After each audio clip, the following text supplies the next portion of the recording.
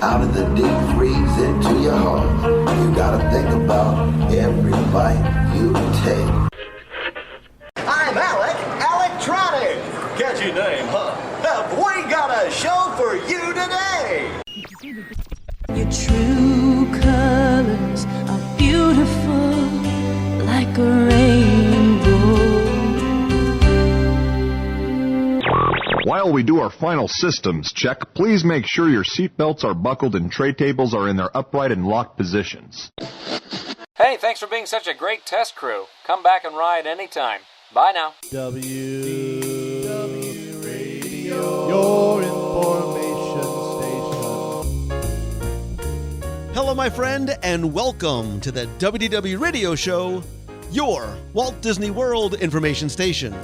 I am your host, Lou Mongello, and this is show number 516, and I'm here once again not only to help you have the best possible vacation experience when you go to the Disney parks, but I also want to bring you a little bit of Disney magic, not just with the podcast, but with my live videos and chats every Wednesday night on Facebook, my books, audio tours, special events, cruises, and more. You can find everything over at WDWradio.com. So I'm going to open up the inbox this week as we discuss and answer a variety of your questions, including the return of the Expedition Everest Challenge, celebrating a birthday on a budget, where to find a special events calendar, saving money on food at Disney, Walt Disney World Resort views, bachelorette parties, and the infamous election of the Main Street mascot. I'll then have the answer to our last Walt Disney World trivia question of the week, and I'll pose a new challenge for your chance to win a Disney prize package. Then stay tuned to the end of the show as I'll have information about a change to our next meet of the month in Walt Disney World, some additional updates, your voicemails, and more. So sit back, relax, and enjoy this week's episode of the WDW Radio Show.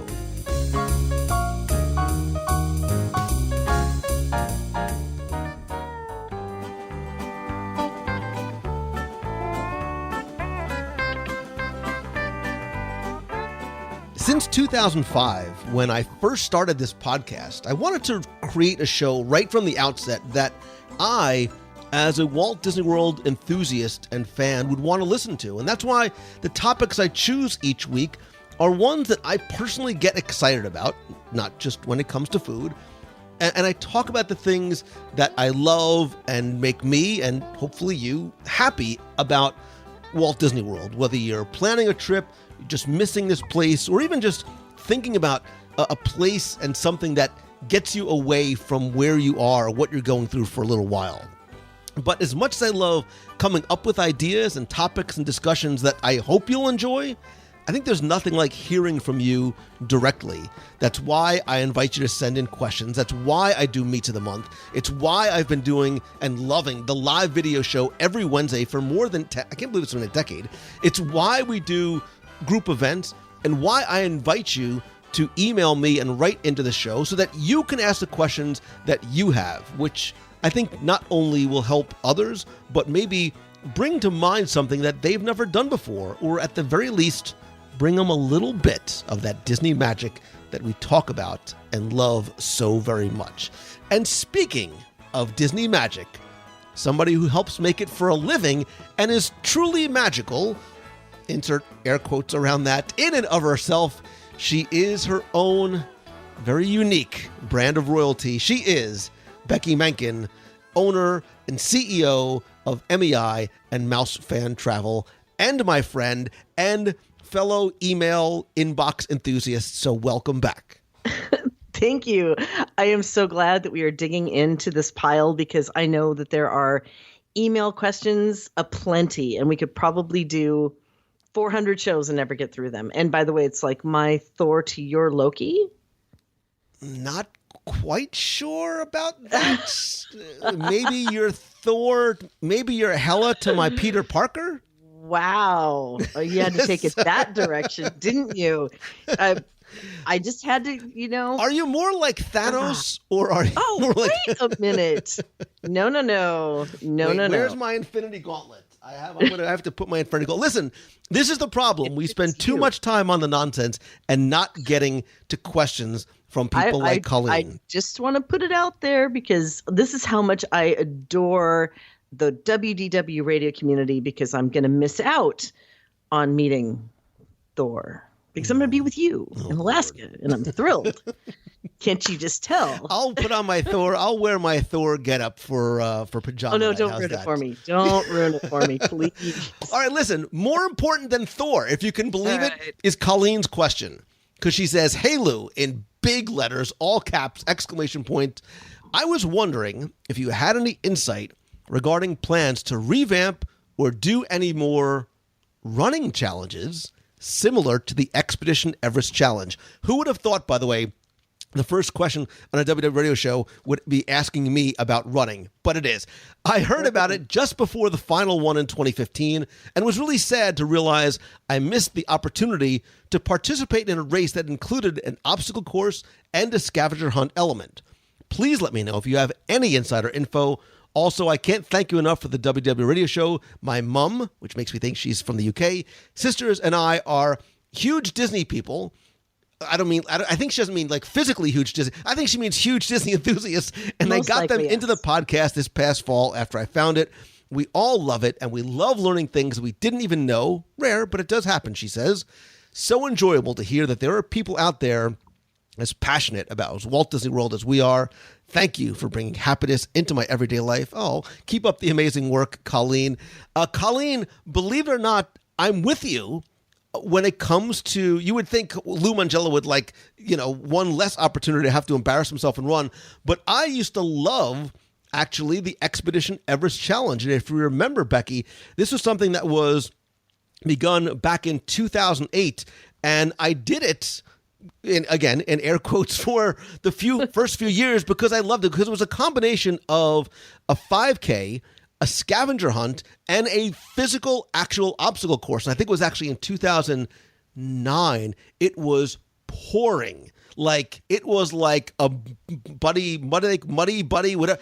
It was incredible. And like, you couldn't even read your scavenger hunt book, but it was awful. It was awesome because one of the other things that was about it too was you could do it alone, but you could also compete as two-person teams. So my wife and I did it for years, and then we had a group of friends and people from the WDW Radio family doing it. And then after you were done, there was actually a post-race party. Again, the event took place at night, which made it awesome, and you were able to go into Disney's Animal Kingdom. And I think you could ride, obviously, Everest, which you could actually do during the race, too, if you had extra time. I think Dinosaur, Cali, and something else. They had a big party out in Dinoland, USA, and there was food and stuff to drink. And then you could even have your family come to the post-race party if you wanted. So it really was less of a physical competition, competitive event as it was really something that was a lot of fun. I, of course, did awful in the running and obstacle course part. I love the scavenger hunt part. That's really where my wheelhouse, and the food in the post-race party part. But it did end in 2015 because of a lot of things that are going on over at Disney's Animal Kingdom, including construction and things like that. I have heard rumors and rumbling that this race, or one that is like it, will or may come back to the parks at some time soon. But in its absence, because I liked this style of event that really was less about the physical challenges as a way to make your way through the parks and have fun as a team, that's part of the reason why I wanted to fill in the gap a little bit. And last year we had our inaugural, and I'm using the word inaugural very deliberately, Disneyland Quest out in, obviously, Disneyland right after D23 Expo. It was no running. There was medals. There was prizes. There was obviously food. Like, that's the perfect Lou Mangello, scavenger hunt challenge event. There may or may not be plans in the works for a Walt Disney World WDW Radio Quest coming very soon. Is that a statement? Is that a big statement? question mark on the I don't on the know. end of it? I know. don't Well, know. question, because I never did this challenge. I do remember the year, however, that it poured cats and dogs, and everybody was soaked to the bone. So I think it was more like the scavenger hunt and a swim meet all mixed into it. So it became like an Ironman challenge of the Expedition Everest. But was that teams or was it individual? You could do teams. So my wife and I did it as a team. Yep. That does sound fun. Yeah, they should bring that one. But it wasn't like if you remember the old. I don't know if you ever did them, but when D23 would do some of their, I don't remember what they called them. The scavenger hunt type things. You had to be tethered to each other, and I don't believe that you were tethered to each other in the Expedition Everest challenge, because that really would have made it even more interesting, to say the least. I am still amazed that they actually tethered people together like that from a Disney perspective. That just sounds like lawsuits in all directions. Well, remember, because it wasn't just two people who were tethered. Like my team, when we did it, we had three of us on our team. Okay. So wow. But it was a blast. That's a visual. So we had a ton of fun doing our inaugural Disneyland quest. I will only leave you with stay tuned. If you do a Disney World one, do we tether people together? No. The recovering attorney and me will never let that happen. Are you insane, woman? Yes. That has liability written all over it. So exactly, but if Disney can pull it off, and right? listen, and my quests, just to be clear, do not involve any obstacle course and or running. So I think that's by design too, isn't it? It's absolutely by, and because they're also meant to, like the Disneyland quest, they are completely family friendly. So the team that won had a kid on it. I think she was 13, 14. The team of four that actually won the Disneyland version. Yeah, maybe you should have like an eating competition at the end. Listen, I'll smoke all of you in that. So, all right, let's move on to Michael Pitzer's question, because I think this one, Becky, is very much in your wheelhouse. He says, "Hey, Lou, my wife is turning 30 this year. Michael, first things first, don't ever say she's turning 30. It's the second anniversary of her 15th birthday. And to celebrate, I want to plan something special for our next Walt Disney World trip in January. Do you have any suggestions for celebrating this birthday with a budget of around $500? Thank you for any help, and I love the podcast, Michael Pitzer." So, Becky, again, coming to Walt Disney World, there's a lot of different ways and places and things to do. So I want you to imagine he wants to sort of gift to his wife, or maybe to them as a couple, something special for this birthday for this very, very young woman at the age of 30, but wants to spend only around $500. Go. Actually, $500 budget is pretty good. Yeah, no kidding. I mean, there's a really nice. That's like appetizers at Boathouse for me. So wow, yeah, it pretty much. You could actually turn it into a day of a birthday celebration for $500. You could do a couple of really special things, and a lot of it depends on what makes her happy. And I think that we could toss out a lot of different ideas. But for example, the typical go-tos are doing a really nice romantic dinner somewhere like up at California Grill, and then going down and surprising her with a fireworks cruise, because those are pretty on the inexpensive side, and it's private. It can be just the two of you, okay, with a person that's actually driving the boat, but you can have a really nice evening that way for around $500 if you were going to go that direction. However, if she's not really into the fireworks shows, which anyone at Disney probably will be, there are also other wonderful romantic get-togethers. You can do a spa day for her and then take her to a really nice dinner. I could probably come up with several ideas for in room too, because the florist has these wonderful packages that when you come back from the park, you open the door and there are roses everywhere. And I mean, there's lots of different surprise and delight ideas that are available with Disney. It's almost it's hard to pin down one or two without knowing exactly what she enjoys, right? Because it needs to be all about her. So, right? Exactly. So let me ask you, from a guy's perspective, what do you think if your wife was turning 15 for the second time. I didn't mean it that way. But let's just say she's 29 again. She's celebrating the anniversary of her 29th birthday. So what would you think would be the perfect way to celebrate a birthday besides going to the boathouse and eating 29 I got versus nothing. tuna? No. So I thought about it this way, and basically I mentally divided this into 3 different areas, 3 different sort of ways you can approach it, or maybe you do all 3. And it's pamper, play, and princess, right? So to pamper, I thought about things obviously like a day at the spa, something that she could really just sort of indulge herself into something she really enjoys. And that pampering can be whether it's a spa day, whether it's going to play or a round of golf, or getting lessons from a golf pro.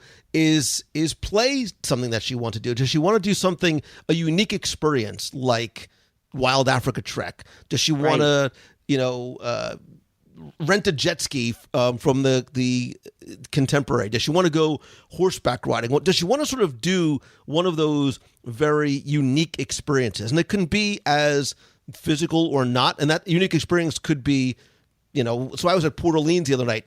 There was a couple taking a horse-drawn carriage ride. Like, it was beautiful and romantic, not very expensive at all. You can sort of stack a lot of these experiences up if you want to get to that $500 limit. And you can also, when I said princess, you can sort of treat her by it like a princess. You can sort of go back in time and maybe do some of those things that you might think to do for kids, but do it for an adult. Like, so what do kids want to do on their birthday? They just want to eat cake all day. So maybe you do some sort of a special dessert party for her, and they'll even do, private dessert parties. If you really want to do something that'll knock your socks off, you want to go on the Grand One and see fireworks from there, you can do that. If it's something special, you want to have a VIP tour guide for the day. You want to have something sent to her room to really surprise. And actually, you don't even have to send to her room. If you go to Disney Floral and Gifts, they'll actually do special deliveries at locations around property. So you can be out at, having a Disney princess character meal with their favorite Disney princess, and they will have something delivered there. Like, I know, if she's not listening, they'll deliver a glass slipper with some sort of a prize or a present or a note in it, and you go from there to this, carriage ride. I mean, you can really sort of go as wide and as wild as your imagination and budget will allow. Yeah, and that's what's so perfect about spending that type of celebration at Walt Disney World, because there's such an array of choices for something like that. And it could be, I like the idea of a Princess for a Day scenario for her, where if she would enjoy this type of thing, where you start at the Magic Kingdom, don't tell her what she's doing at all. Start at the Magic Kingdom and bring out that child in her, then go for a spa treatment, and then do something else that afternoon. Maybe she likes horseback riding or one of those carriage rides.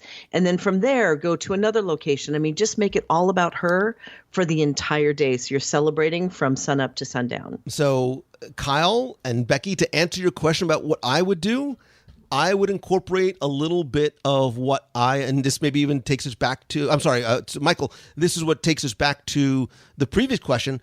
I would probably make it a little bit of a game for her. So I would make it a scavenger hunt that'll bring her from place to place, to experience, to surprise. So it's not just, hey, we're going to California Grill for dinner and there's fireworks. Well, I'm going to start off the day with something in the room or something that's delivered to her that's going to make her get to her first clue. That first clue is going to lead her to the spa day. The second clue is going to lead her to, a meet and greet with her favorite princess.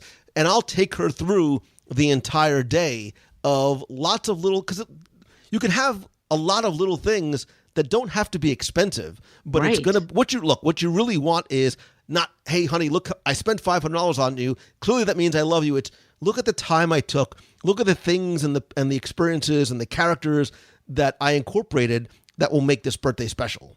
Yeah, absolutely. And like you said about the glass slipper being delivered somewhere, if she collects things like the Pandora charms. You can have something like that delivered to dinner or at one of the meals. There's all kinds of different ways that you can stack these experiences, like you'd mentioned before. And many of them, like you said, don't really need to cost a lot of money either. So I think some of the best celebrations are those that aren't about things, but are about experiences with the people you love. And the boathouse. Okay. Next email Had to work that in, didn't you? Hey, Lou and Becky, Walt Disney World is so vast and it's changing so quickly. And my family and I don't want to miss a thing when we visit. What resources do you recommend for seeing a summarized list of all the special events going on at any given time throughout the parks and resorts? The more off the beaten path, the better. Thanks for everything you do. This one is from Kyle Buckhalter from Ellicott City, Maryland. So he, like a lot of people, may be a repeat visitor or is just looking for something special to do and is trying to find like that single place, that single resource to see what is going on. I think really the simplest way to do it, and I applaud him because the site has gotten a lot better in terms of helping to find these things.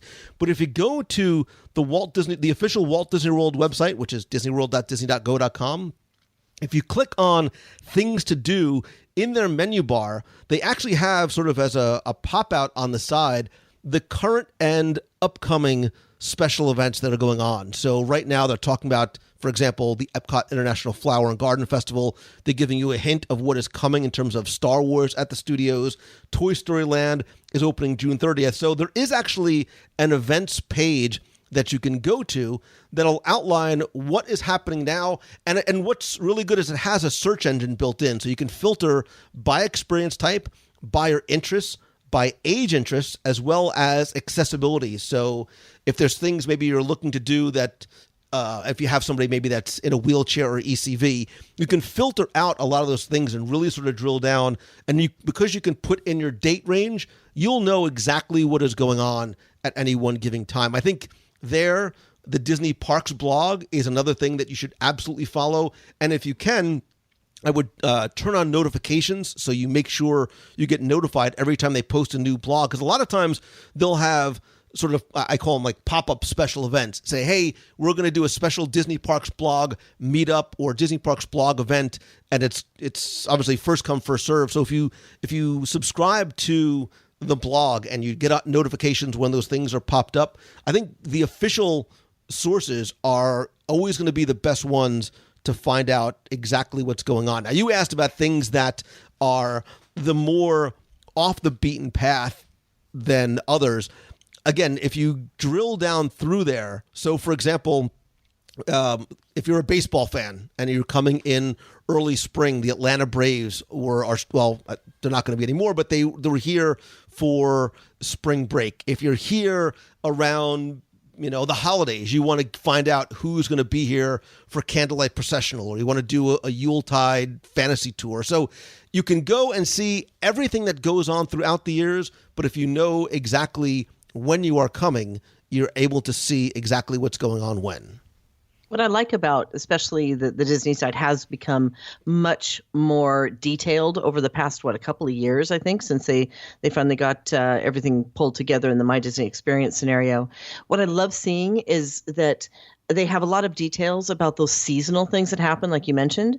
For example, with Food and Wine, with all of the things that come out and the demonstrations that are done are going to be listed there too. So you can really spend a lot of time on the site digging through to see what's happening during the dates that you plan to be there.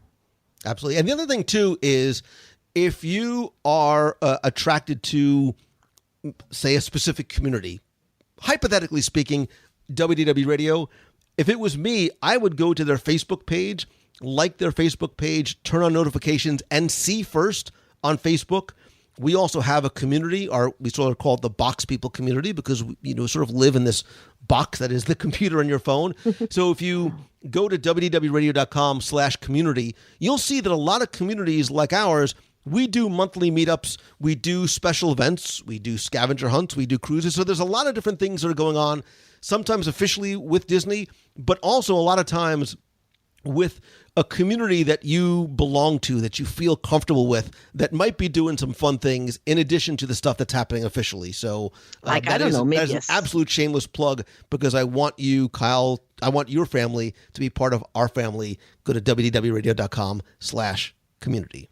Like maybe a scavenger hunt or something that might be coming along. Possibly.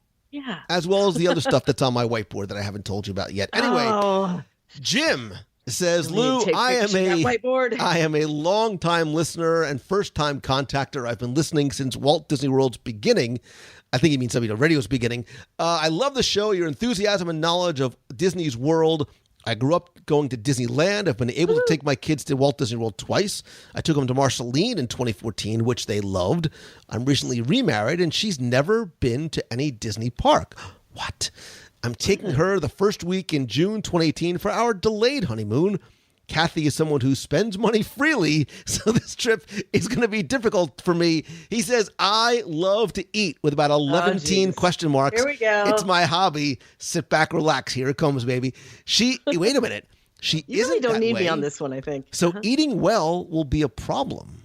Dun, dun, dun. She is the definition of... Oh, I'm sorry. She's not somebody who spends money freely. Forgive me. She is the definition of a penny pincher. My question to you is, how do I get her past the food prices and eat what I want without having a conniption fit every time we go to eat, with 17 question marks? I want to try the Boathouse for dinner one night for our big thing. Thanks for taking the time to read. I'm counting the days. Stay high to little Timmy Foster for me. So, okay. Before you move on this, I just have to say, this sounds more like a support group that you need to start putting together for the community, because I have fun with this. Go. Well, no, I think, Becky, this is something because I think this is where, and I'm not trying to shamelessly plug you, but I'm going to shamelessly plug you and what you can do, because I think this is where, look, he loves to eat. And he have somebody that is obviously financially conscious, which is important. You need to have that balance. But I think this is where things like the dining plan could be something, and should be something, that they look into.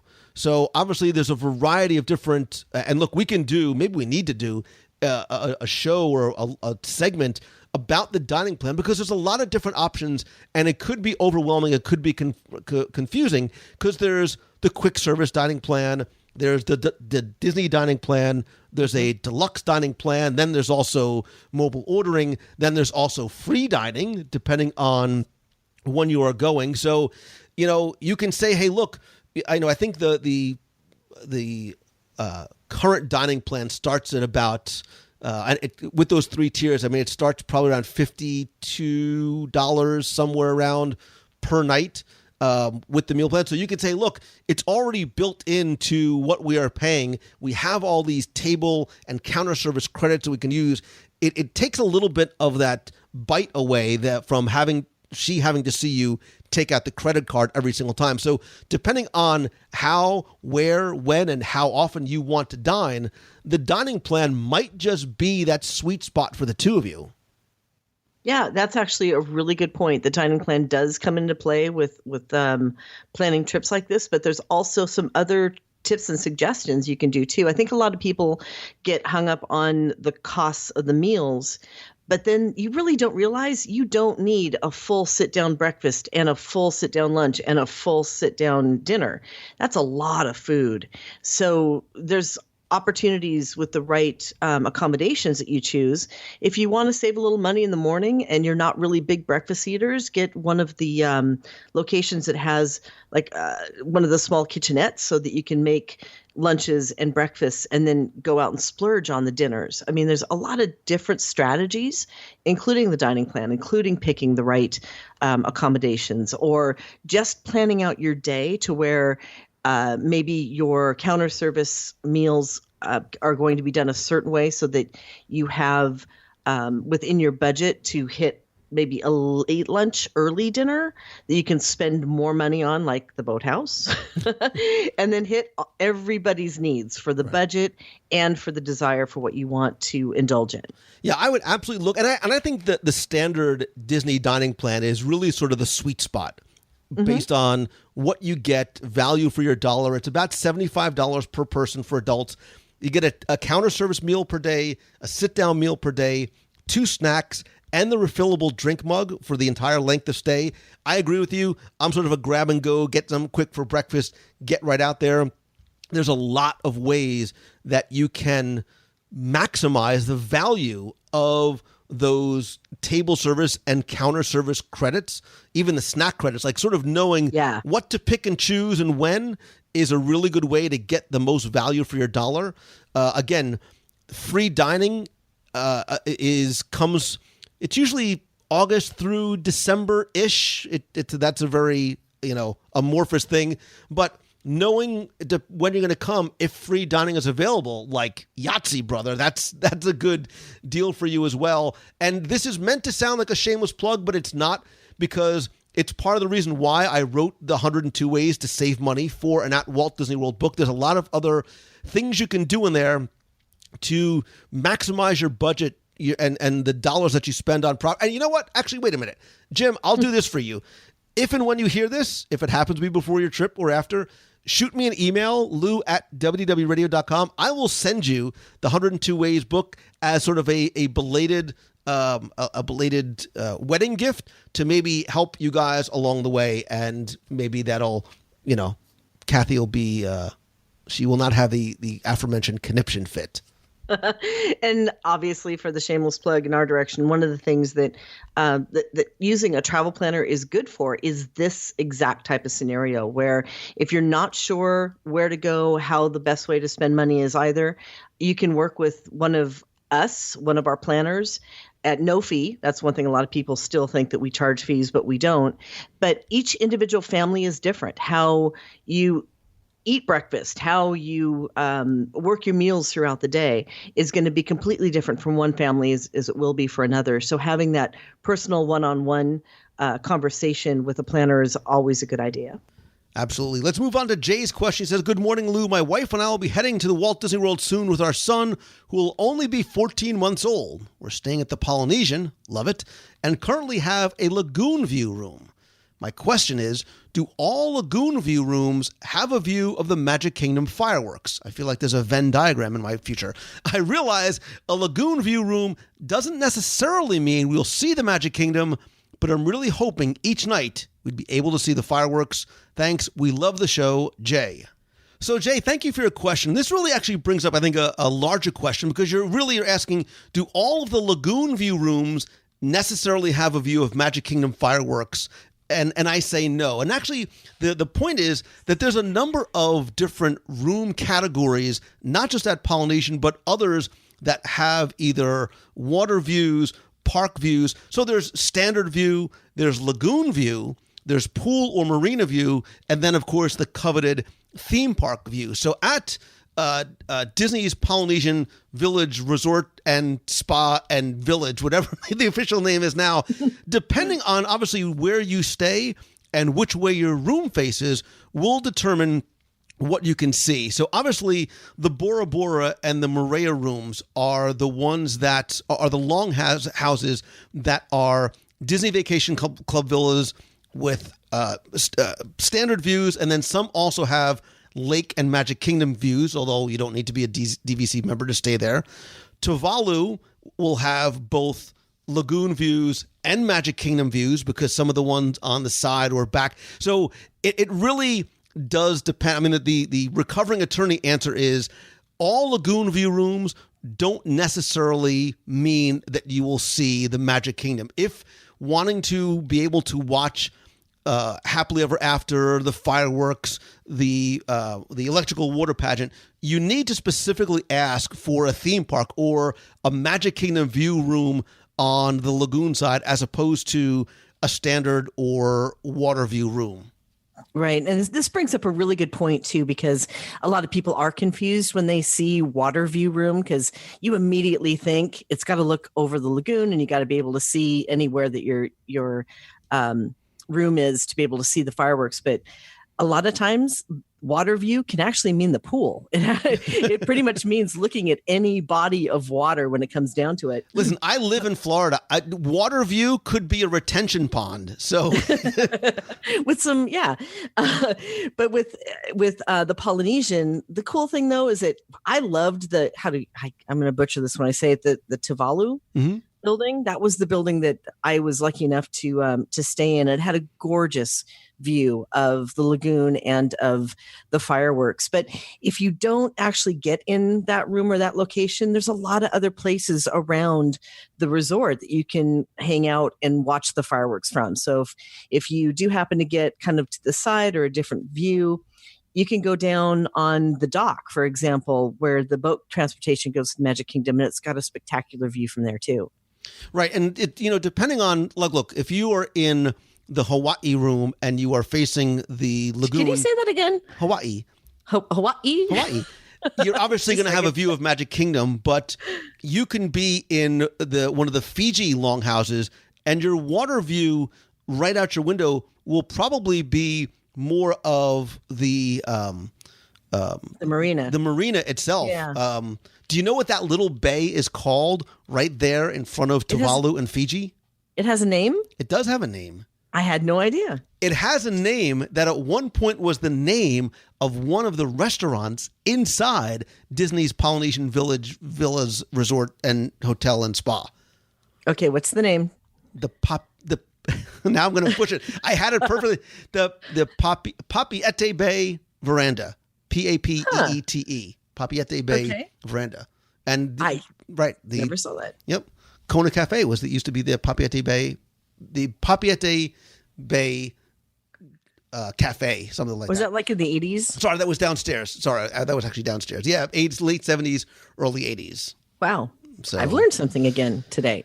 Yeah, so really to a very long-winded answer to your question is, if you want a specific view or even a specific longhouse, I would suggest looking at the map and saying, hey, are there any rooms available here? What's the difference in price if I want to stay in Tuvalu? Again, facing the lagoon, you want to face Seven Seas Lagoon as opposed to facing the bay or the marina or, the parking lot or Luau Cove, because you might be over on the Luau Cove side as well. Yeah, and that also goes, I guess, is a lesson for everybody. No matter what resort you're in, if there's a specific view that you really want, make that request. And I know that we do that a lot. So we'll ask specifically, so you're looking for water view. What are you trying to look at? Do you have a specific request that you'd like us to make?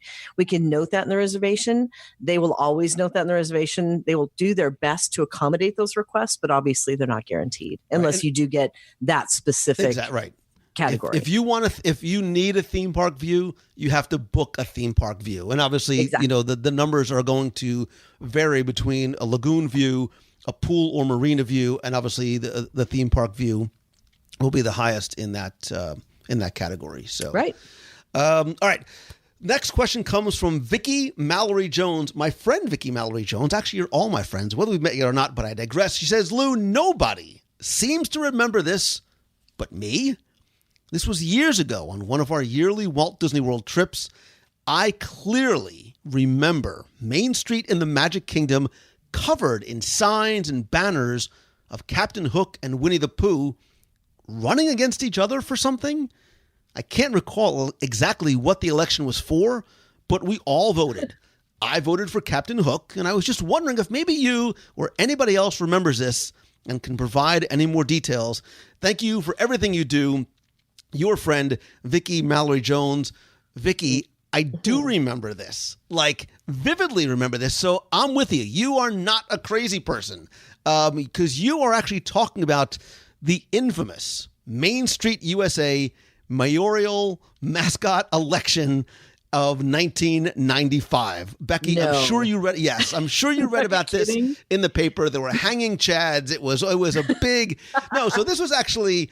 Unlike old elections in Florida, this was actually one that was all in fun. And in 1995, 1996, you could actually vote for the Main Street mascot. It wasn't really there was, and George Weaver, we do miss you.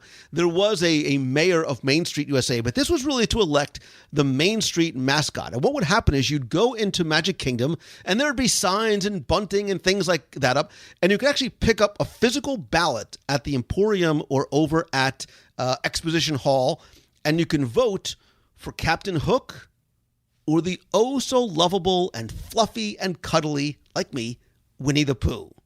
And every morning they actually had these sort of, rallies for each of the different candidates.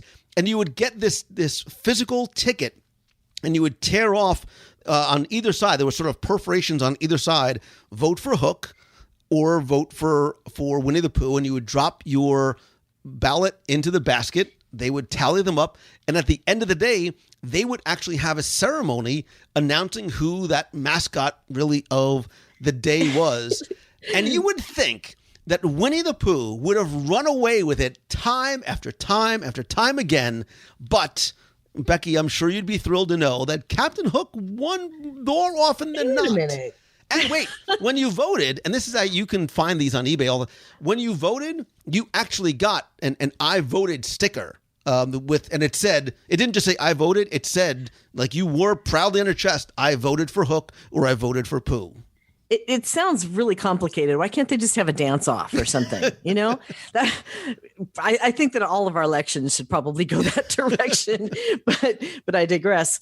So when they won, I mean, was like a daily thing or a weekly thing, or was there a winner announced, or how? It was a daily thing. And I think part of the reason why Captain Hook won as often as he did, because on his little election ticket, it said vote for Hook and in little tiny letters or else. So I think it was the fear factor. I think that's what he did. He ran on a platform of fear, and that is how he won.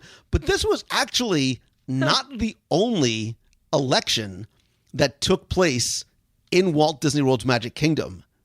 In fact, 20 some odd years earlier, this was a big deal. And Winnie the Pooh, I didn't realize Winnie the Pooh was so heavily involved in Magic Kingdom politics. Yeah. But he ran under the Demo-Republican Party for, right. He was running as he had done in Disneyland back in the late 60s and early 70s. He ran in 1972 for president. He wanted to be president, and this was actually tied into I don't know if you guys remember the old department store Sears, but Pooh ran under this party because it was a vote that took place over at Sears. He would appear in Magic Kingdom with his press secretary, Tigger, obviously, and talk to guests about his platform, which was disclosing the bare facts, pun intended, a promise of honey in every pot. I don't know why I'm doing the Richard Nixon, like fingers up in the air like you could see me. And he was under a battle to lick the high price of ice cream cones. And so he was really going for the kids. He was really trying to get the kids to get out to vote.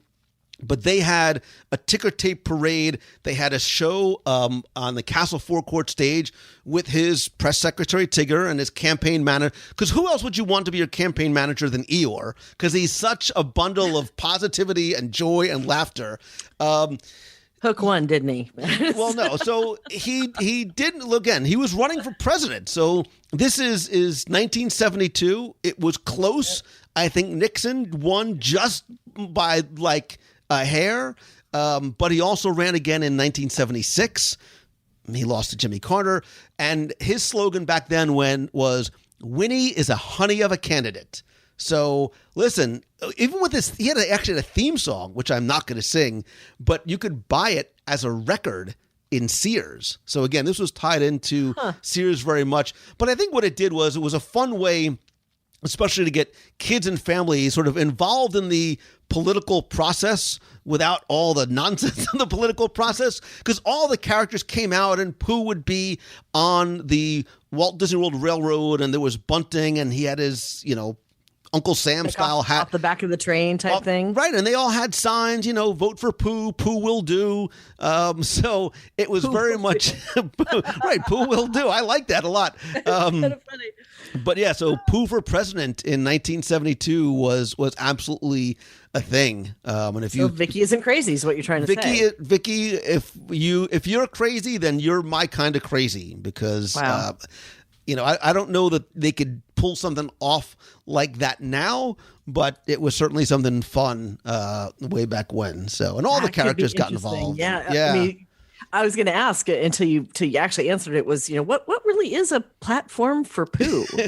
It's the bear. You start thinking through. Listen, I promise honey in every pot. Listen. Right. I'm kind of out of honey right now. Pooh is a candidate I could absolutely get behind. We obviously have the same, physique. We shop at the same stores, and we like to eat. How creative! So, That's yeah. really creative. So Pooh is That's awesome. my guy. I would love to see, because I dig that. I love sort of creative things like that. But again, I think there was probably intentionally a little education part of it too, a way for kids to get involved in this process that they were probably was aware was going on around them, but obviously one that they were not, either interested or certainly old enough to participate in. That was us at that point, in our generation. Right? I was a little kid in 1972. So, right, let's listen. Moving on from Pooh's platform based in food, we're going to get to Madison's question based in food, and she says, "Hi, Lou and Becky. I'm almost 23 and estimate that I've been to Walt Disney World about 20 times. However, I'll be traveling with a friend's family to visit during Food and Wine Festival, in all caps, she says, yum, yum, yum, at the end of October, and I'm in need of some advice. Madison, you've come to the right place. You've got questions about food. I've got answers. The rest of my party will be going on a fishing excursion, which I love, one morning, departing from the Epcot Resort area. While they're out on the boat, I'd like to find a place to grab a quick breakfast and soak in the Epcot Resort area atmosphere solo before heading into Epcot when it opens an hour or so later. Well, they will meet me after fishing. I grew up staying at Fort Wilderness and Wilderness Lodge, so I don't really have any go-to resorts in the Epcot area.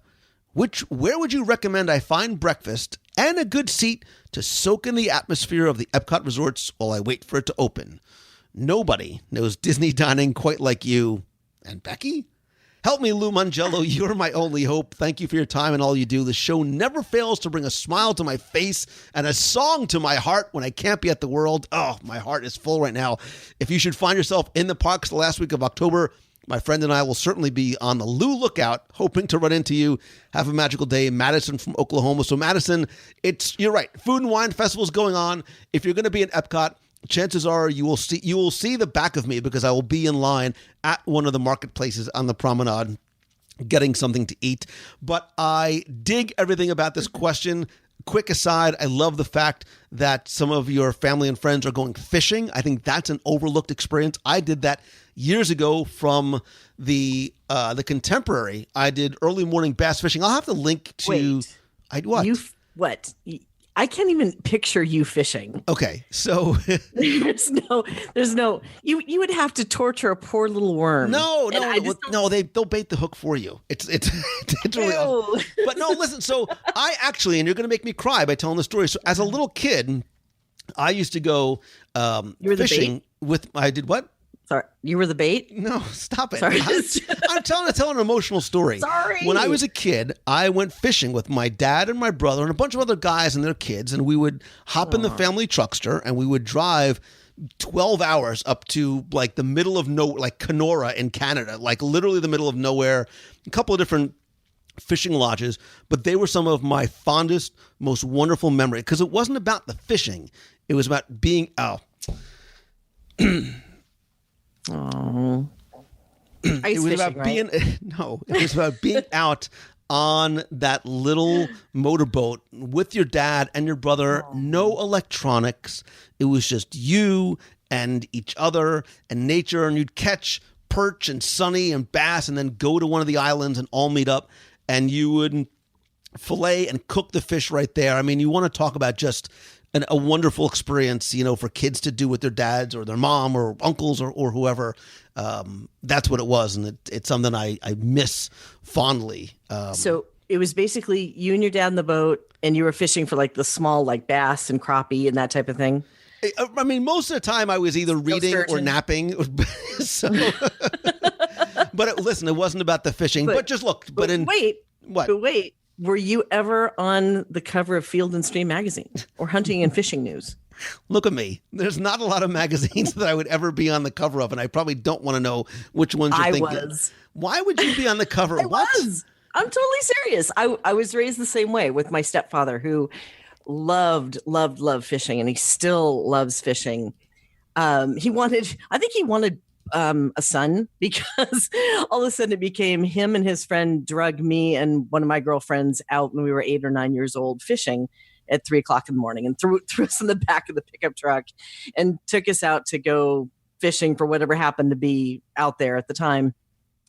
And we actually got our picture taken holding these huge strings of fish, which we probably did, or I cannot confirm nor deny if we actually caught the fish that we were holding, but it ended up on a magazine. I'll have to dig that out and then not show it to you. Please do. And then not show it to you. Because I need to add that to my collection of blackmailing Becky photos. Grease tape. Wedding photos. Hey, I wasn't dancing and singing. But listen, this is not helping Madison there's a question, at all. Isn't there? This is not helping. Although, listen, again, the aside was fishing from places like the Contemporary. It's actually a lot of fun. It's catch and release. They will help you. Your guides will help you bait the hook or use whatever. It's really a lot of fun. And there's a video from, I think, 2007, 2008, somewhere that I'll have to try and find, or just go to the WDW YouTube channel and it's in there. Anyway, in terms of places to go in the Epcot Resort area, first of all, I love the fact that you're eating before you're going to eat. Like Madison, we're bonding in a big way right here. So my first thoughts were Epcot Resorts. So I thought of the so very lovely and brand newly refurbished Ale and Compass at the Yacht Club.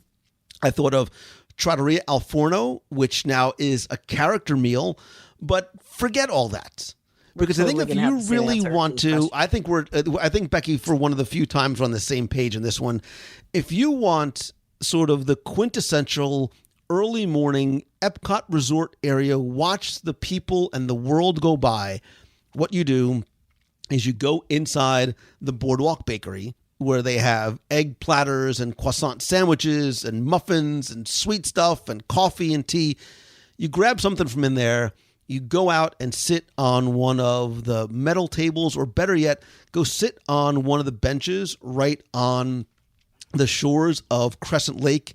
You watch and listen to the boats go by, the families and the kids making their way. Like, you sort of just listen to and take in the moment of sort of hearing that resort area early in the morning. It is so incredibly wonderful and relaxing, especially when you're not there at 5 o'clock in the morning to cheer the 10K runners on during the Walt Disney World Marathon weekend. If you do it at a normal time, like 9 o'clock in the morning, it's one of, dare I say, a hidden gem, overlooked, simple, lovely experience in Walt Disney World. Yep, we have the exact same answer, because when the moment that it said Epcot Resort area and somewhere to just soak it all in, that's immediately where my brain went, because you can go down to the bakery where they have everything from the cinnamon rolls that you can smell from like 10 miles away that's like drawing you in because you have to have a cinnamon roll, to like the breakfast sandwiches. They have a lot of different things that you can get from the menu. But you go in, you order, you grab and go, you just walk outside. And then there's those red tables that are kind of spread everywhere, and a couple of benches, and just pull one of those up. What I really like in the morning, especially, is that the boardwalk doesn't really wake up at the crack of dawn like the rest of the resorts tend to do. And it's very quiet. And like you said, you can hear the water and the birds and the friendship boats as they start their morning. And I love the look of the boardwalk when they've watered it down just to kind of hose it all off in the morning. So you just have that really crisp, fresh morning feeling with coffee and a cinnamon roll in hand. And it's one of the best places just to kind of breathe. Well, and look, as somebody who grew up in New Jersey and was down in the Jersey Shore and Atlantic City, like it's got that turn of the century, Jersey, Coney Island, boardwalk style feel without all the Camaro IROC Z's going down at night. No, this was pre-Snooki days, kids. This was like when the boardwalk was really the boardwalk. But you're right. I think it is a very quiet. You know what? Maybe you're not wrong, Becky Mankin. Maybe one of these days I will do a morning meet of the month at the Boardwalk Bakery. We'll grab a little That's not during a run. When I say morning meet, I don't mean 5:45 a.m. Awesome. I mean like normal time, because it is. And we've done these before. I think we did right before one of our cruises. We had a meet on the boardwalk, and maybe we'll have to do that again, because now I've got It's a great place. I've got blueberry muffins just swimming in my head, and breakfast sandwiches. I'm just thinking cinnamon rolls, because that's I just love that. Why smell. not both? Why not all? Ooh. Why not all the above? Why don't we get a little muffin, a little sandwich, a little cinnamon roll, and we need a breakfast flight, is what we need. We need a breakfast flight. But yeah, look, a lot of people say that the boardwalk comes to life at night, and it does. But I think it has such a different feel, such a different charm to it, especially early, on one of those cool, crisp mornings. I think Madison, that is your go-to pre-Epcot food and wine, run and eat with Lou festival morning. I totally agree. But although you did mention Ale and Compass over there, not a place to soak in everything, but that the refurb that they did over there is fantastic. I did. I tried it actually one morning for breakfast. It was Ladies' Day, so me and some ladies friends from the WDW Nation went and had breakfast together, which was lovely. You crashed girls' morning? I was invited to girls' morning. Thank you very much. But listen, I'm one of the gals. I'm here. I mean, I'm also one of the guys too. But what I liked about it was they had I like to give them a few months to sort of work out all the kinks, but you want to talk about breakfast locations that have very unique menu items. Like they had this it was like a red chorizo hash or something. So it had poached eggs and chorizo and potatoes and beets in it, which was phenomenal. They had a salted caramel apple French toast. Ooh. Right. Let that sink in for a second. A breakfast flatbread, smoked salmon, eggs Benedict. They had some healthy stuff, which I stayed away from. They had a steak frites with onions and poached eggs. And oh yeah, we also me and all the girls just shared and sampled together. Wow. That does sound really good. I haven't tried breakfast there. I did lunch, which was the menu was fantastic. So yeah. I like to see that they've kind of upgraded it over there. I'm looking forward to reviewing Ale and Compass for breakfast, lunch, and dinner. Like not all on the same day, because I think they're going to make me leave in between like seatings. But just bring your laptop and say, I'm writing. I'm busy here. From there to there. I have to bring my laptop and like a gurney to roll me out of. I'll be eating so much in the morning. But Nicole Hazeltine says, "Hey Lou, Nicholas, sorry." Says, "Hey Lou, my name is Nick. I've only gone once. All this thought of food has gotten me a little delirious. I've only gone once to Disney, and I want to go back because my mom recently passed away from cancer. Is it possible to go to Disney for one person on $1,000? What are some things you can tell me to make my trip the cheapest, but still have fun? I do want to stay at Riverside French Quarter because that was the Disney hotel my mom took us. And since she passed away, I've been very depressed and diagnosed with PTSD. Listening to your show, I've been smiling more and happiest than I've been in a while." Your podcast changes lives. I don't think you understand. I do. But thank you and have a great day. Nick, you obviously have touched me in a very personal and profound way. I will get to your question because you absolutely can go to Disney for $1,000. You can have an amazing time. And when I say you can go to Disney for $1,000, I don't just mean for a day. I mean, you can actually go for a full vacation on $1,000. And I think, so there's a very long answer to this question, but I think what you have to start to do is balance where you want to allocate that money to. So obviously when you go is going to be of paramount importance, because different times of the year, there's going to be different rates, not just of hotels, but things that are offered and tickets as well. Does where you stay matter as opposed to what you can do? Me personally, I would rather spend less on my resort and more on the things that I can do. And by do, I mean eat.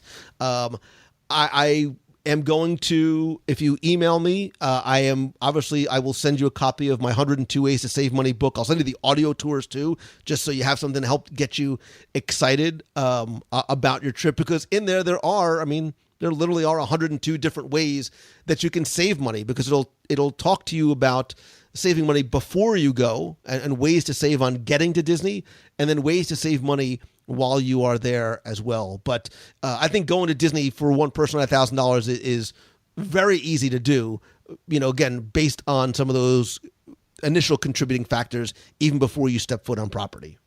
You can easily do it for $1,000, especially if, like you said, making sure that you're going during the times that are going to offer you the best rates. And if you can go off season, that's your best bet, especially if you do want to stay at the French Quarter, because obviously that's very important to you to stay at that location. It can be done. Just look for the lower seasons, and some of them also will have offers that come along with them, so it brings the price down even more. That will help cover the tickets, and obviously give you some left over for some wonderful food experiences as well. So I would just keep looking at those. If you're able to travel when it's not summer and it's not a school break and not a holiday, you're in a really good position to hit your $1,000 mark. And I know you wouldn't say this yourself, but honestly, Nick, it doesn't cost you anything to reach out to a travel agency like Mouse Fan Travel. And you can say, look, here's the times I can go. Here's where I want to stay. Here's what my budget is. What can you do? What are the discounts that are going to be available? What are the things? Because they'll be able to help you sort of navigate some of those things and give you some ideas of, when to go, where to stay, and how to go about doing it. Right. And one of the things I want to throw on top of that too is that if you book it now and for the dates that you're looking for, there might not be an offer yet, because they tend to do them a few months ahead of time of travel. If you book it now to secure the space and an offer comes out later, we proactively apply that discount if it is something that it would that would have applied anyway. So you're going to get savings as you go, and you've secured your spot. So I'll tell you one thing that we're running into more and more, just as a side note. Availability has been crazy this year. And as things are coming and opening between Toy Story and later on Galaxy's Edge, it's going to be more and more difficult to secure hotel space. So I would say book something now. Reach out if you can. Reach out to us or somebody else, another travel planner that you feel comfortable with. Like Lou said, just give us the parameters. Say, you know what, this is my budget. This is when I want to, where I want to stay. What can you do? We can work with you to fit that budget and give you the pros and cons of your choices. And that's one thing with Disney World in particular. There are so many choices that we can help navigate the choices with you and find out what's going to be the best way to spend your money to give you the most bang for your buck, especially for something like this where you know where you want to stay, you know what you want to do, and you want to relive some of those memories. Yeah, and Nick, like I said, email me and I'll send you the books and tours on me. Couple more because we're running long. I have to get to this one. It's from my buddy Ricky DJ Reed, who says, "Hey Lou," that was me scratching. "Here's a scenario I'd love to hear your advice on. I have $30. Where should I eat anywhere on Walt Disney World property for the best food and experience? And I'm hungry. Thank you, Ricky. This is why we're friends." So, the first thing I thought of, he's got $30 that he wants to spend on a meal for the best food and best experience, and he's hungry. I've got two words for you. Buffet. Stick it to the man. Going to the buffet is where you are going to get if you're hungry, it'll give you obviously the most amount of food. And I think that there's a lot of the buffets on property which give you great, not just good food and plentiful amounts of food, but a great dining experience as well. The one caveat to that is it's not a buffet. And I think for adults now, it's either $32 or $34. I'll spot you to $5.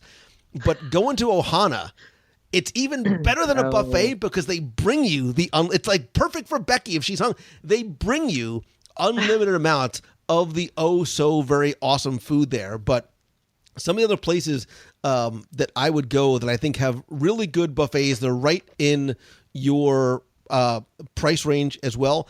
I think Trails End for breakfast, lunch is still one of the best values, best food, overlooked, hidden gem, call it what you want experiences anywhere on property. You got to get there. I mean, you got to work to sort of get there by, bus, golf cart, boat, whatever it is. But some things are worth melting for, and Trails End is worth getting to. Oh, Trails End was the first thing that came to mind because I think that $30 price point is still the dinner price out there, isn't it? Yep. So that's perfect. Or you could just go up to any counter service, grab something, and go to the closest garbage can and have a meal. Well, explain for people who don't know, Becky and I oftentimes, if we're cheering a race or at Disneyland, we'll grab something to eat, and if it's crowded, we just make our table on top of a garbage can. You hated it at the beginning, and by beginning I mean the first 9 years, but now you've come to embrace it, and that's why it's become a thing. It's just become a thing. If we're eating together and we're standing alongside of a road waiting for people to run by, if it's not on a garbage can, it just feels wrong.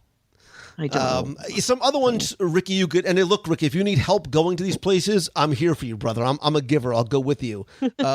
Hollywood and Vine is another fun one. Certainly Boma, especially if you want to go for breakfast. I'm 82.7% sure it's under the $30 mark for breakfast is another really good one. Gosh, where else do I like buffet wise? Is that a question? Yeah, I know. I'm trying. I mean, because I'm sort of tempted to just lay them all out to you right at once, but I won't do that because I'm trying to find that sweet spot. I actually love Crystal Palace for breakfast. I'm a Winnie the Pooh fan. It's in Magic Kingdom. If you book it smart, you get in before park opens. So those are probably my top 3-ish. But when I see you when you get here, Ricky, we'll hit a lot or all of them. I think we need to. Don't you think you should turn that into a review of some sort? Places you can eat for $30 or less. Go. Well, maybe I will. I still think the most popular video I ever did, just numbers wise, was my 5 snacks under $5 in the Magic Kingdom. So I have to. How many of them still live? Stop it. All right, last one. Let's end this one on a high note. Oh, Jenna L says her subject line is Disney Bachelorette Party Suggestions. Woohoo! She says, love the podcast. I just had a quick question I was hoping you could help me out with. I'm getting married this year. Woo! And I've decided to throw my bachelorette party in Walt Disney World. Oh, yeah. I was hoping you might be able to give me some suggestions of activities or attractions for us to enjoy on our girls' weekend. We'll be in Disney for a couple days, but only plan on doing one day in the parks again. Love the podcast. Keep it up. Jenna, first things first, congratulations. Second, you came to the right place because I am all about girls' weekend. What? Oh, my gosh. What? I love girls' weekend. I'm one of the girls. Yeah. I'm one of the girls. I'll wear the ears. I'll wear, I won't. You wear the bride-to-be shirt. I'll wear the bachelorette party shirt. But listen, I really do love this. And I love the fact, and this has been a trend over the last number. Look, Walt Disney World used to be the number one family vacation destination on the planet. It is now the number one vacation destination on the planet. You can take family out because now people are doing this. They're coming there to honeymoon. They're coming there for girls' weekend. They're coming there for bachelor and bachelorette parties. They're coming there for, family reunions, corporate events. So I like the fact that you're not like, hey, we're going to Vegas, we're going to Cabo. Like, you want to go to Walt Disney World. And I think that's awesome. So my first bit of advice for you is going to be contrary to what a lot of people probably think for bachelorette parties. I am not going to tell you to drink around the world. That is a bad idea. Bad things normally happen at the end of drink. I always say, if you see people with Viking hats and and sombreros shirts with on, chick boxes on it, probably is not going to end well for you guys. Look, this is such an important time that you want to spend enjoying it with your friends. So you have one day in the parks, make the most of it, right? Maybe I'll sort of try and plan out a day for you a little bit. Get up early, go to the spa. I love Mandara Spa at Swan and Dolphin. It is so beautifully themed. It's an amazing spa. You can do something, again, I'm trying to think of something that is somewhat different in the parks. It's a memorable experience. Like do something like, a Wild Africa trek. Do something that you guys will do together that will be memorable. I would find that special place or that special dining experience. I think you should go after your morning at the spa. I think you should go to the Garden View Tea Room and have afternoon tea. It was one of the loveliest meals I have ever had in Walt Disney World. You can do at night for food. You could do a special. So, for example, California Grill has something called a celebration at the top, like an event package that will. It's sort of a special event that you can do that, includes not just the food, but champagne, fireworks, other stuff like that. You don't have to pre-book something like that, but find out that place that you want to go. I would absolutely include in your thoughts and in your mindset and in your budget the use of minivans. If you are going to be drinking at all while you're on property, please, for everybody's sake, don't drive. I have zero tolerance for drinking and driving. So budget for minivans or making sure that there'll be somebody who can get everybody around. And at night, I think, listen, I'm going to give you a secret. I think Rick's Lounge at Coronado is a hidden gem of not just dining, but nightlife. Atlantic Dance Hall, beautiful venue. Jelly rolls. There's live music all around Disney Springs. Look, maybe you don't want to do a full sit-down meal. Don't do bar hopping. Do appetizer hopping around Disney Springs. I can give you an appetizer culinary tour. Jock Lindsay's, Boathouse, Morimoto, Raglan Road, Boathouse, Homecoming, and then finish off at Boathouse. There's live music going on. And again, it's not sort of that typical, bachelorette party, drink fest that it does not need to be. You want this to be something that's going to be special and you're actually going to remember, hopefully for the rest of your life. That sounds like a great plan. I love that. I absolutely love that.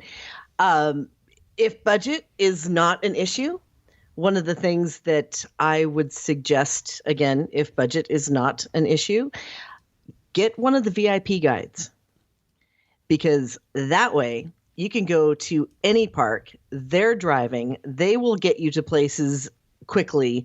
You'll be able to enjoy what you want when you want. They're driving you around. You can go on the attractions without spending a whole bunch of time there. There's a lot you can do at Walt Disney World. If you want to go to the spa, go to the spa. If you want to spend some time appetizer hopping, or if you want to go don't laugh at my appetizer hopping. I love appetizer hopping. Well, I just remember that when on my bachelorette, I had to fit into a wedding dress a week or two later.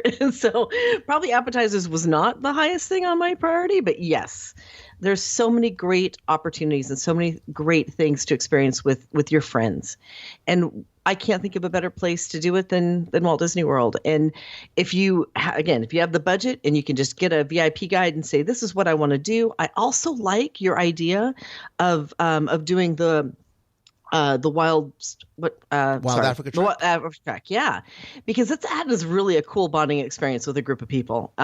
That's something that we should actually do sometime with a whole group of friends, because it's a lot of fun. There's a lot of giggles. There's a lot of great picture opportunities too with and everybody. There's some sweet food at the end too. There's So. some really sweet food at the end. There's your appetizers, but I love the idea of being able to hop around, have some different experiences together, because it's going to be something that you will remember forever, and you will cherish those memories. Absolutely. So, Jenna, what I want to do to help you out even further is hear from you, our friend, the listener, whether it's a bachelorette party, a bachelor party, something special maybe to do that we didn't talk about, whether it's for one of those events, an anniversary, a 30th birthday, some of the other things that we covered. Give me your idea for something special to do. Special doesn't have to mean expensive. It can be just something, like I said, that's special. A carriage ride around Fort Wilderness can be incredibly special and memorable. Going fishing with your dad, or taking your son to, go golfing, or doing foot golf at, which is the new thing now over at the Oak Trail Golf Course. Yeah, that Doing foot something golfing thing. Explain that really quick for those who don't know, because that really looked interesting. So I think what Disney set out to do, actually, it didn't start at Disney. Foot golf, from what I understand, is actually a very popular sport nationwide, which really combines two of the sports that I'm really, really bad at, which is golf and soccer, and marries them into one. Like, what can we do to really embarrass Lou Mangello even? Foot golf. Perfect. I have done it. I have to post my video from when I did, but it's a really neat and actually really, really fun, completely family-friendly hybrid sport where you do go to Disney's Oak Trail Golf Course, which is over at the Shades of Green Resort. So it's a great way to see something you've probably never seen before. And you take this, it's the same course that the golfers use, but instead of, I need my 4-iron and you are given a soccer ball and you kick your way around through the course.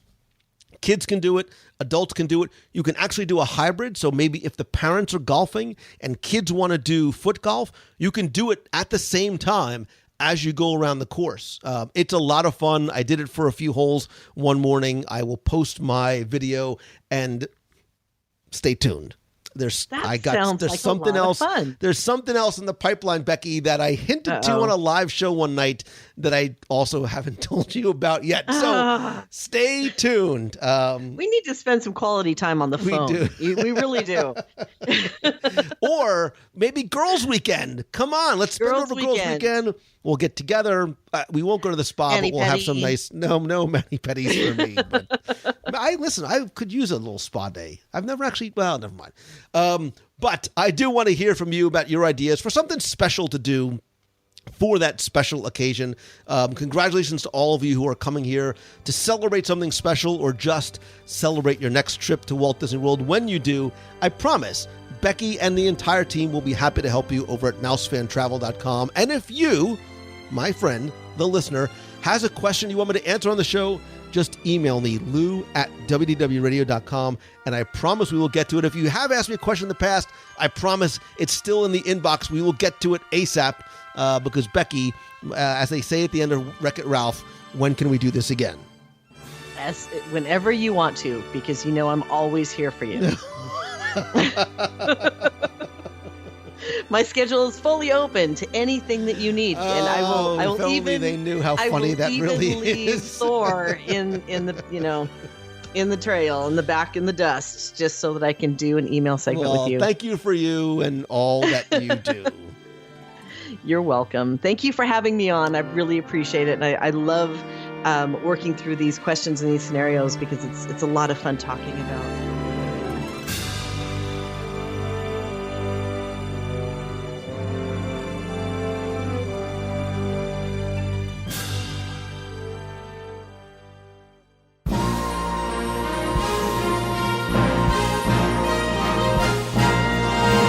It's time for our Walt Disney World Trivia Question of the Week, where I invite you to test your knowledge of Disney history and trivia, or I want to see how well you pay attention to the details, sometimes in what you see, this week in what you hear. If you think you know the answer, you can enter via our online form for a chance to win a Disney prize package. Before we get to this week's question, we're going to go back, review last week's, and select our winner. So last week I asked you, where in Walt Disney World have you heard this phrase? Here in the realm of eternal darkness, nature has provided her creatures with their own eerie luminescence. Fortunately for you, I did not do my best Captain Nemo or James Mason, wow, that was really bad, impression, because obviously that came from one of my favorite, rest in peace, extinct attractions in Walt Disney World, 20,000 Leagues Under the Sea. Captain Nemo tells you about how you're passing beneath the North Pole, you're descending into deeper water, and here in this realm of eternal darkness, I almost did the James Mason impression again, nature provided creatures with their own eerie luminescence. Anyway, I took all of the correct entries. Again, last week you were playing for the 102 ways to save money for an at Walt Disney World book, all the audio tours of the Magic Kingdom, all of which, by the way, still on sale, just $10 in the WDW store, a Magic Band cover, stickers, a pop socket and holder, and a brand new prize I've been adding to the prize packages lately, a shirt that I will pick randomly from our WDW Radio collection over at wdwradio.com/shirts. There you can find not only of a variety of WDW Radio logo shirts, but a few designs of my own, as well as other curated Disney, Marvel, Star Wars, nerd culture shirts as well. Again, go to wdwradio.com/shirts. And last week's winner, randomly selected, is Erin Roundtree. So Erin, because you used the form on the site, I have not just your information and where to ship your package, but I've got your shirt size. I'll order you a shirt and get it out to you right away. If you played last week and didn't win, that's okay, because here's your next chance to enter in this week's simple Walt Disney World Trivia Challenge. So one of the things I love about Disney, beyond the food, obviously, is the music. Some songs which are written specifically for attractions, some of the background music and soundtracks, and even some of the classics that make their way into classic attractions. So, for example, I want you to tell me this week, who sings the Ballad of Davy Crockett in the Country Bear Jamboree? You have until Sunday, April 8th to go to wdwradio.com, click on this week's podcast, use the form there. Again, you're going to play for the book, the audio tours, the cover, the stickers, the pop socket, and a shirt from the collection. So good luck. I almost did and have fun in the James Mason voice, but I won't, so just go and have fun.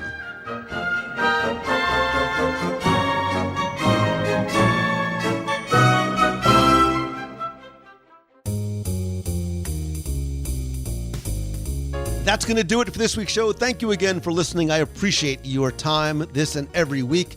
And don't forget that I'd love the conversation to continue, not just about this show specifically, but anything that you want to talk about in our WDW Radio community. I welcome and, more importantly, invite you to be part of the WDW Radio family by going to wdwradio.com/community. That will take you to our group on Facebook. I invite you to come in, grab a snack, make yourself comfortable, and introduce yourself to the rest of the WDW Radio family. Speaking of family, I want to thank all of the new and longtime members who've joined the growing family as part of the WDW Radio Nation. I sincerely appreciate you and all the help that you provide, not just to me, but really to the show as well. I want to thank some new members to the Nation family like Terry Stinson Doherty, Chad Williams, Michelle Pope, Joseph Kalinsky, Christine Kronowski, and Matt Bollinger. Your help is so very important to the show, and I love being able to give back to you with special content, scavenger hunts. We have our own private Facebook group. I personalize your Magic Band covers. We have logo gear, backpacks, t-shirts, monthly care packages, like physical care packages I'll send to you from the parks, as well as our exclusive live video group calls and more. To find out more and to see how you can be part of the WDW Radio Nation family, please visit wdwradio.com/support. And don't forget that a portion of the proceeds of your monthly contribution does go to our Dream Team project to benefit the Make-A-Wish Foundation of America. Because of you and thanks to you, we've raised $250,000 for Make-A-Wish to help kids and their family with life-threatening illnesses get to visit this place that we love and appreciate so much. Again, to find out more, please visit wdwradio.com/support. You know I love hearing from you, whichever and however way you are most comfortable, whether it's a conversation in our community over on Facebook. If it's a question you want me to answer on a future show, you can email me, lou@wdwradio.com. If you want to be heard on the air, you can call the voicemail 407-900-9391. That's 407-900-WDW1 with a question, a comment, or just a hello from the parks. You can also connect with me on social. I am at Lou Mongello on Facebook, Instagram, Pinterest, LinkedIn, and Twitter.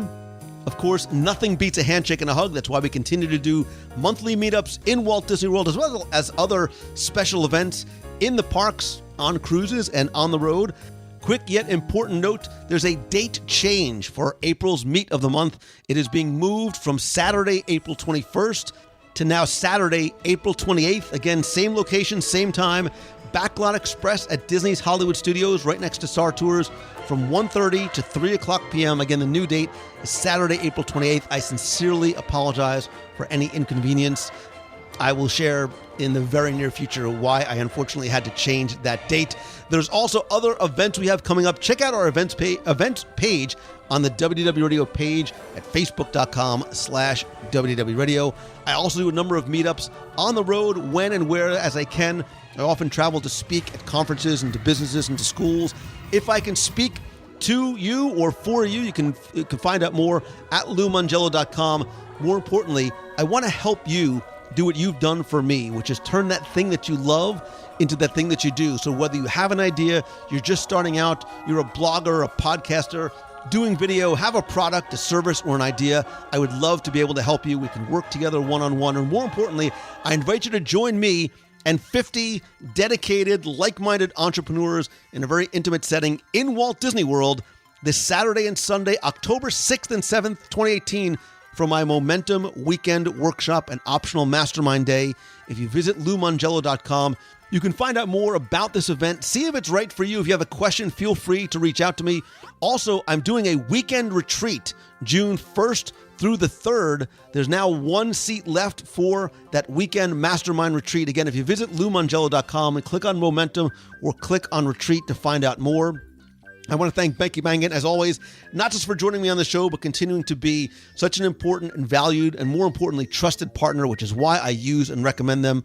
So no matter where you're going in the world, whether it's a Disney World or not, you can visit them at mousefantravel.com. And thanks to little Timmy Foster over at Celebrations Press, there you can go and subscribe and order back issues and some of the special editions of Celebrations Magazine. More importantly, I want to thank you. This show is by, for, about, because of, and thanks to you. And all I ask in return is that if you like the show, please help spread the word. Share a link to this or one of your favorite older episodes on Twitter, Facebook, Instagram, wherever you call home. And if you can, take just 30 seconds. That's all it takes to rate and review the show over on iTunes. It's really, really helpful. We have more than 1,500 five-star reviews. I appreciate and read every single one of them. I want to thank some recent reviewers like Jagger Lips, who says, "This is an exceptional an example of how to do podcasts. It's by far the best podcast available today by somebody other than a paid professional radio organization. And the quality of the production is better than most of the NPR shows, too." Add in Lou with his endless knowledge of all things Disney, his sincere love of people and wonderful humility, and we get to enjoy the world of Disney from anywhere at any time. Although some episodes run long, shocker, they never turn into endless rambling by people that just want to hear themselves talk. I wish him many, many years of continued success. Jagger Lips, I can't say your name with a straight face, but thank you so much, man. That really means a lot to me. John Lucas 18 says, "This is a perfect way to make you feel like you're in Disney, even when you live 16 hours away. WDW Radio is as best as it gets. Love this podcast," says Death to Pop from the United States. He says, "I love Walt Disney World so much, and this wonderful podcast brings the magic and happiness of Disney into my home once a week." Death to Pop, John Lucas, and Jagger Lips, thank you. Thank everybody else who has rated and reviewed the show. Again, just go to search for WDW Radio in iTunes or go to wdwradio.com/iTunes. It'll take you right there and show you exactly how to rate and review the show. Finally, most importantly, thank you. I love and appreciate you. You fill my heart and you fill my cup every week with those reviews, with the emails and tweets and voicemails that you send.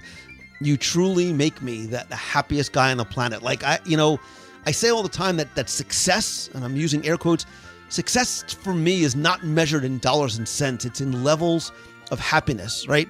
And you don't need a lot of money to lead a rich and successful life. This show, this community, you, and the way you make me feel is the most important thing in the world to me. It's something that money can't buy. And that's why it is so important, that's why it is so special, and that's why you are my friend. You are my extended family, and I love and appreciate you. If there's ever anything I can do to repay the favor and the gift that you've given me, just let me know. So until next time, I hope that this truly is your best, happiest, most successful week ever. So until next time, see ya. Hello, Lou. My name's Chuck. You and I have emailed a couple times in the past. Absolutely love your show. You asked what the most emotional moment is in Disney World, and mine is kind of different.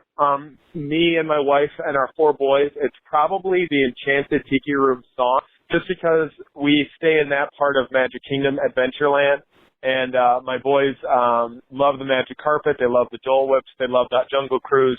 So even though Tiki Room isn't our favorite song, that song is usually stuck in our heads, and the boys usually play with it, change the words, and that's kind of just the song that keeps coming back because that is our favorite part of Magic Kingdom. And I think that anytime I hear that song, I just think of that whole world, Adventureland, in there, and that song will always make me think of our first trip.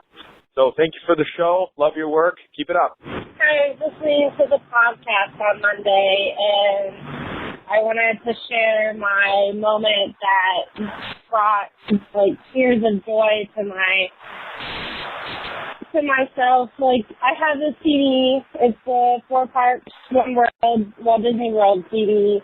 And every time I listen to it, and I remember going to the park 4 years ago and listening to the welcome melody on Main Street, and I remember tearing up because I was so happy, and just seeing the castle just brings tears of joy to me.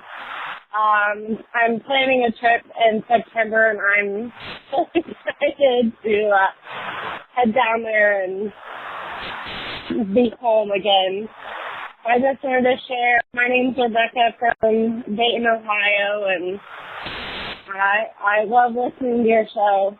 Thank you. Bye. Hey, Lou, it's Sean Croft from Long Island, New York. Just finished listening to your top 10 with Tim about the emotional experiences at Walt Disney World. And I'd say that for me, the thing that always gets me is music. I mean, visually, of course, it's stunning, but it's always been about the music. Everything I remember about it as a kid, it was always, for whatever reason, it always came back to the music. Whether it was the music from Mickey Mania, which I know is your favorite parade, or the I'm Going to Disney World song from the Vacation Planner, all the way up to now, the music from Soarin', the music from Festival of Fantasy. That always just elicits so much emotion and fond memories. And the other thing, honorable mention, and here's a go with me here for you, it's the sound of the alarm clock getting me up at 2:30 in the morning before those Run Disney events. When I know that I'm going out with the running team, we're raising money for Make-A-Wish. I think what you guys have done has been unbelievable. I know I've told you that before, and same I've told Deanna, but what you guys have done is unbelievable. The people on the running team are fantastic, and it inspires me, at least, to be less selfish and to be a better person and to work hard. And to just keep us going, because it's a phenomenal task and a great way to raise money for these kids. So, Lou, thank you very much as always. I look forward to hearing the next one. Hopefully I see you soon. Thanks. Hi, Lou. My name's Leanna. I'm calling from Connecticut, and I was just listening to the top 10 emotional podcasts, and I'm hoping this is a good one. So one of them that we always love doing, my family and I, when we go to Disney, and we now started a tradition, every time we go to Epcot, we go right to Morocco, and we always take a picture in front of the Fez. It's an ongoing tradition now. My sister's husband and his family now does it. It's like an ongoing thing, and it's just fantastic because when we look back on the pictures, we see how our family's grown, who's grown up, and it's just great memories to see, and I hope you like that. Thanks. Have a good one. I love your show. Hey, Lou, how's it going? This is Matt from Houston, Texas. I just got done listening to your Sunday podcast about the top 10 most emotional moments of Disney. One part of the show you had told us to call in and let you know, so I figured I'd share my most emotional moment. For me, I have two small girls. At the time when we went last year, they were 2 and 4. Now, one of them is 5. The most emotional moment for me of that trip, which happened to be our second trip, but our first trip, I think I was in middle school. But of this last trip was actually getting to see the Happily Ever After fireworks show at Magic Kingdom. That was our first park that we did with the girls, and to just sit there and watch them just look in absolute amazement and awe of the fireworks, the lights,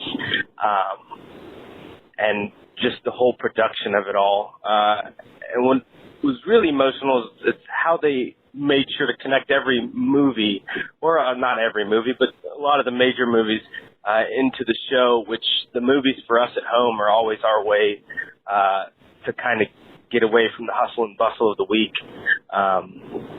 with our girls, to sit down for an hour or two and just kind of escape into those movies. And I'm personally am not a very emotional person, just per se, but to watch my daughters and to hear them ooh and ah at every explosion and animation that went up on the castle, I, without a doubt, got choked up and actually found myself watching them more for more than probably half the show rather than actually watching the show, because that to me evoked that sense of happiness and awe and just completely taken back by, you know, how great of a job that Disney does and in giving you that emotional experience beyond just a visual and audio or an auditory experience. We actually went with my parents also on this trip, and they loved it and were so, I guess you could also say emotionally moved. I found them crying at times, just watching our girls getting to experience things that they have actually told us we want to go back next year. And so we are actually in the process of planning another trip to go back next year, which was way earlier than we thought we were going to do. We had said maybe every 5 years we'll try and go, or 6 years. And hey, Lou, sorry, I must have got cut off there because I took too long. But just want to finish up with saying I really love listening to your podcast every Sunday. You do such a great job, and really, I think, inspire all of us to try and do what we can and to get us and our families out to experience the parks more often. When we can. Keep up the great work, and we're looking forward to next Sunday's podcast. Have a great one. You've got a friend in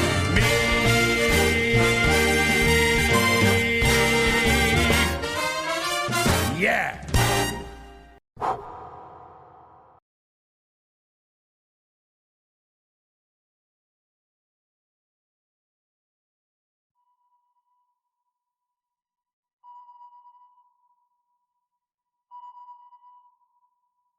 Here in this realm of eternal darkness, nature has provided her creatures with their own eerie luminescence.